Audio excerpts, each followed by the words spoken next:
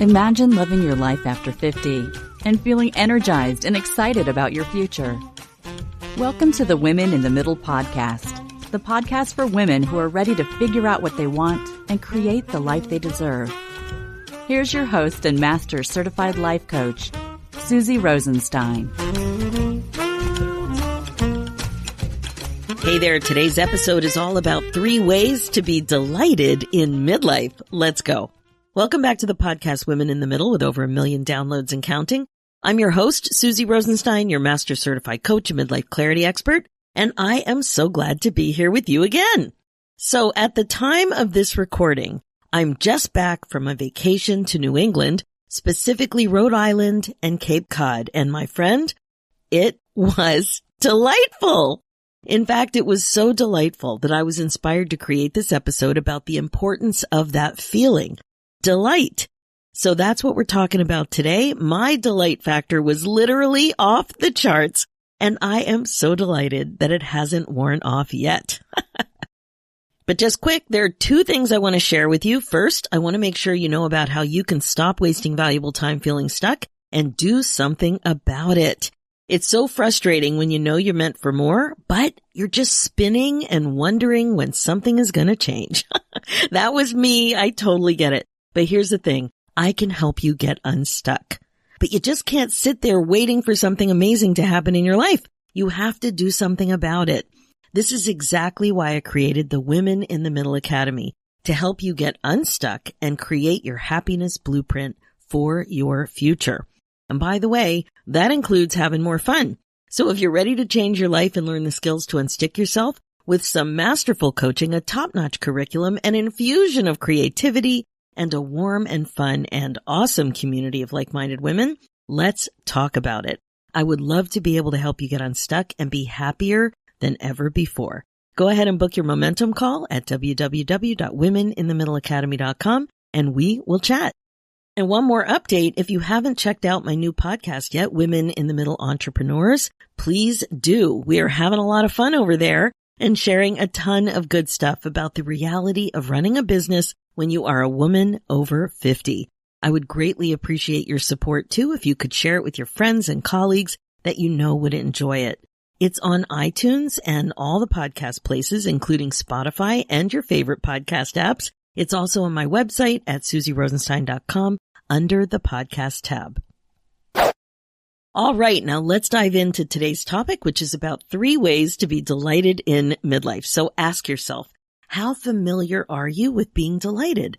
Do you know what delights you? Do you notice when you feel delighted? Do you allow yourself to create more delight in your life? This whole topic reminds me of common regrets that people tend to talk about having later in life. And one big one is allowing more happiness in your life on purpose. Like, did you allow yourself to be happy, or did you always take the safe route? For example, did you let fear get in the way of you doing things that would make you truly happy or happier? So a lot of people have this kind of regret. So that's why making happiness more intentional is a common thing that we talk about in my coaching practice, on this podcast, in the Women in the Middle Academy. And my friend, delight is part of this solution. But I heard this interview with this guy about his book called A Book of Delight. So it was new a couple of years ago. The author's name is Ross Gay, and I'll put the link in the show notes if you're interested. So I was delighted that he took the time to write about delight. I was fascinated. One of the delights he wrote about was his airplane ritual. I thought it would be fun to kick this episode off by sharing some of my delights and then talk about how you can be delighted more these days too, especially in midlife. And I hope you find all of this really inspiring. A lot of times you can figure out, your reaction if you agree or disagree, or you can relate because of something I'm saying or something that you're going to respond to. So that's why I thought it might be fun to go through some of the things that delight me too. So here we go. I hope you find it inspiring. And here they are in no particular order. Okay, delight number 1, my airplane ritual. I don't know when this started, but I think it's been more than 10 years, probably 15. There were 3 parts to it. Now there are only 2. But first, here's how it goes. When I get dressed in the morning of my flight, I wear my whale tail necklace. Then I put on my flying uniform, which consists of a royal blue short sleeve gauze tunic and yoga pants. Once I'm seated on the plane, I watch episodes of Curb Your Enthusiasm, and boom, I arrive safely. Now, currently, I don't watch the Curb episodes because when I upgraded my iPad a couple of years ago, they all disappeared, and I haven't figured out how to get them back. But there you have it. I get great comfort and delight knowing that I'm doing my quirky little thing, and it makes me feel good. I'm delighted that I can count on it, and it just, I don't know, it's delightful. Number 2, cilantro. I know it's not for everyone, but I love cilantro. When I sit down for a meal and I taste it, it just makes me so happy. I absolutely feel delighted. Number 3, bird bath. I have a solar-powered fountain in my bird bath, and the whole setup brings me so much joy.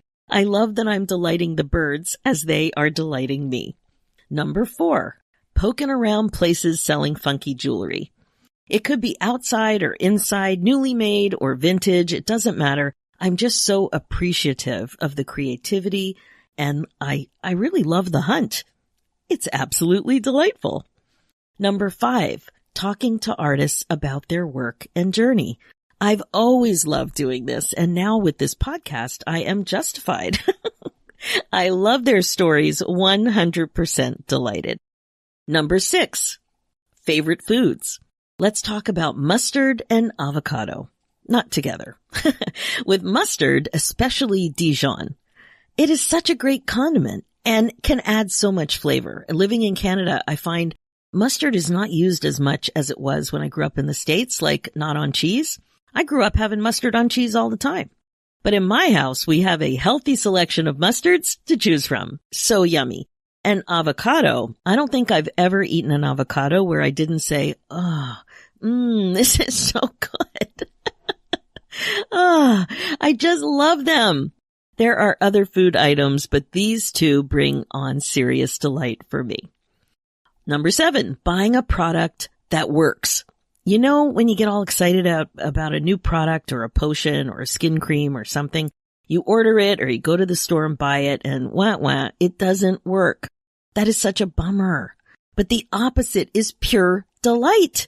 So the other day, while I was on vacation, I woke up with a huge under eye bag, like a 3-dimensional one that had me concerned. Like I didn't want to go out looking like that. And I grabbed an under eye patch at the store. I wanted to go out and see if I could get a product to help fix it. So I got one of those under eye patch thingies that you stick on, and it had hyaluronic acid and collagen in the package that I picked. There were several to choose from, and I had never used it before. So I don't know. I was hopeful.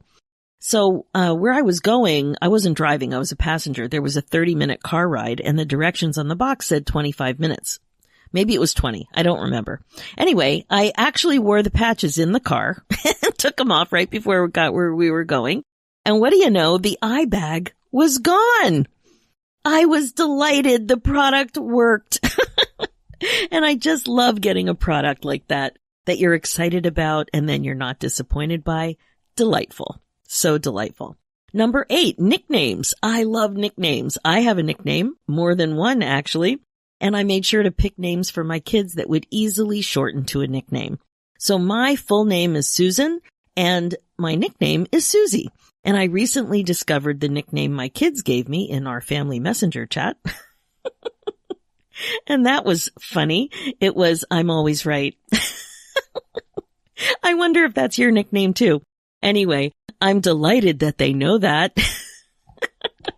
Or they're humoring me or making fun of me. Whatever it is, I'm delighted. Number 9, a walk around water on a sunny day. Like when you're near water, go for a walk on a sunny day. Wow, I just over the moon with delight. No other details necessary. I just love that. Number 10, a hug from my dog. Do you know what I mean? Nico the Noof leans up against me or anybody, usually my husband. He leans up against and then he nuzzles his head into my shirt. Now, He's a big dog, so his head takes up like, my whole body, that part of my body, and he just leans in. It is so good and absolutely delightful. Unconditional love. Number 11, a great crab cake. I had one on my vacation recently. Not all crab cakes are delightful, but this one was absolutely perfect, and it was just delightful. Like, I just sat down, I was sitting there eating it, and I'm like, oh, this is so good.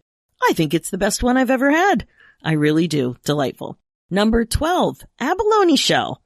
There's something about it that I just love. I love the look, the feel, the shimmery color, and the way it looks when it's incorporated into jewelry. Very delighted in every way.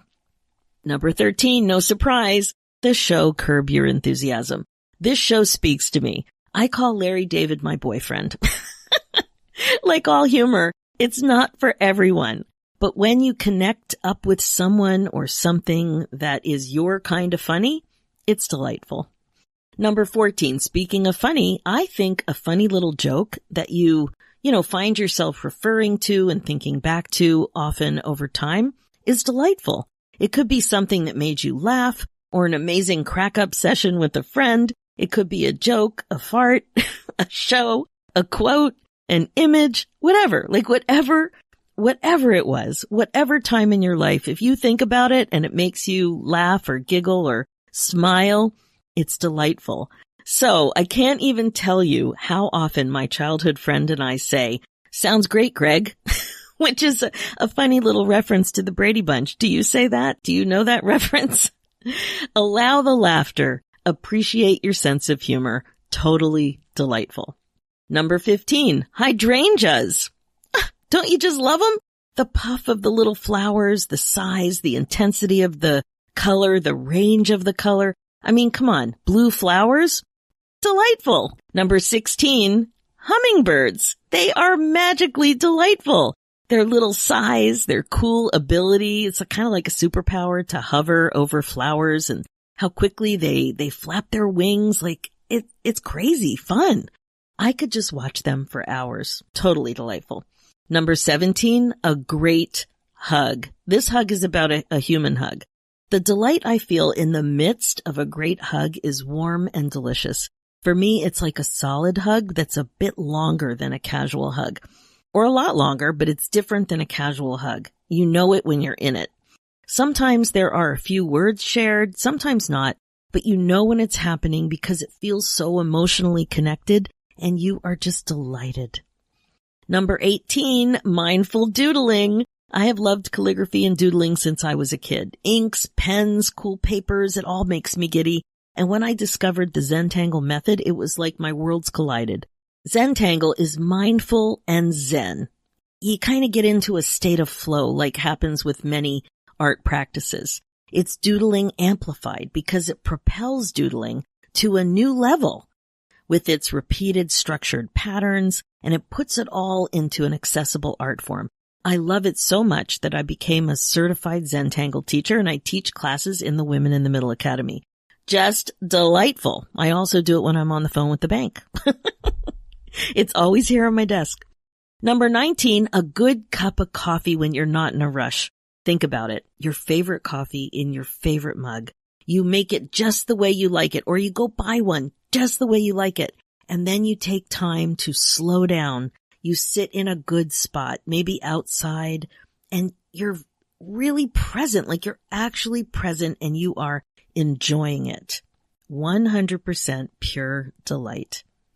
And number 20, a whale watch on a beautiful day.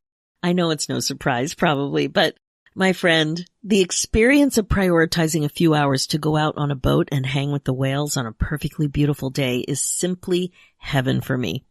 There are so many parts of the experience that I delight in, from watching the birds and other sea life like jumping fish or a curious seal, to the beautiful ocean vista, to the whales feeding or frolicking or jumping out of the water, spy hopping or like breaching. There's so many whale behaviors that you can see. To just, being outside in nature. These few hours are absolutely delightful. So there are mine. I wonder what came up for you as I was sharing each of those 20 things that delight me. I hope it got you thinking about what is delightful for you. Maybe we have a few things in common, or maybe these ideas helped you focus on what experiences, senses, sounds, all that stuff. What delights you, right? Sometimes it's visual. Sometimes it's a sound. So many different ways that you can experience delight. Actually, just saying that reminds me of the sound of a tight, well-practiced marching band. I don't know why I didn't add that one in. That would be delightful experience number 21. I love that wail, like when it's a full, line of sound. It's just so tight and fabulous, so exciting. Okay, anyway, that's me. You might be drawing a blank. Maybe you don't have a lot of experience being delighted. Oh, is that you? Oh my. So I hope this really helped you, because I'm sure you're delighted, but maybe you don't notice it. Maybe you don't value it. Maybe you don't pause. Maybe you've been too busy to slow down and notice. That's why I want to share 3 ways to be more delighted in midlife. Actual things that you can do to bring more of this feeling into your life. Remember what I was talking about earlier on? Happiness that's intentional. The pursuit of happiness and delight in a very intentional way. Okay, first, increase awareness. What I mean here is to increase your awareness of what you're delighted by. Here are some other words for it. Maybe you're not resonating with the word delight. So, very pleased, glad, happy, joyful, thrilled, on cloud 9, over the moon, ecstatic, euphoric, elated, blissful, in 7th heaven, beside yourself, tickled pink, pleased as punch, on top of the world, enchanted, and gleeful. Just to name a few. There are more, but maybe that will help you think about what you're delighted by. What is it for you? So ask yourself, do you have enough experiences like this in your life that you think about in a way that creates delight? You have to be aware of bringing these types of things into your life. A lot of times, this stuff doesn't happen by accident, but you deserve it. So let's go to number 2. The second thing is to slow down and think. Now that you're more aware, you need to slow down and think about these things in a way that creates delight. Slowing down is key. Allow yourself to be delighted. Prioritize being delighted. Don't just gloss over whatever it is. For example, with the Dijon mustard, once I'm aware that I love it, I have to remember to buy it. And I might want to try a few and see what's my favorite. And then I have to remember to use it. So if I'm making a turkey sandwich, I need to take the time to make it the way I really like it. With Dijon and a tomato and lettuce and sourdough bread. And then I need to slow down and savor it. Experience it fully. Be present. Notice everything about it. Notice that I love it. That creates delight. So you see, when you're in a rush and you're just doing stuff, sometimes you miss delight, or it's like a few seconds of delight, but it's not a full-blown experience. So you can definitely manage that better. And third, practice gratitude. Practice gratitude about being someone who invites delight into her life. Someone who values mindfulness, even someone who listens to a podcast that helps you amplify your life this way, like this one. All of these things. Be grateful that you're more tuned into your happiness and delight. Be grateful that you have the skills and the commitment to prioritize more happiness and delight in your life. So the 3 ways to be more delighted in midlife are to increase awareness, to slow down and think, and to practice gratitude. There you have it. I would love to hear more about what delights you and how you're going to prioritize it. And if you need help with these ideas and other mindfulness strategies to help you get out of your own way so that you're happier overall, I am your gal. It's way more fun to do this together. Okay, that is it for this episode. Now, as you know, this podcast is all about how to love your life again after 50. It's really all about coaching you to be more intentional and to incorporate mindfulness into your life as a regular practice. This is how you put yourself on your agenda. My focus as your midlife coach is to help you get unstuck, clear, and focused on your current values and priorities so you don't have regrets. I can help you create the confidence, courage, and meaning that you're looking for. I would love to be able to help you get unstuck and happier and more fulfilled than ever before. So go ahead and book your momentum call at www.womeninthemiddleacademy.com and we will chat. You're also invited to purchase my new masterclass, Get Unstuck, Midlife Clarity Fast and Easy, where you can get clear about your next chapter priorities without spin, confusion, and overwhelm in less than an hour. Head over to www.midliferoadmap.com. And finally, for show notes and links, head over to www.susierosenstein.com and click the podcast tab and look for episode 366. You'll also see links there for the new show, Women in the Middle Entrepreneurs. Thanks so much for listening. It's time for you to be delighted one thought at a time. I'm Susie Rosenstein, and I'll talk to you next week.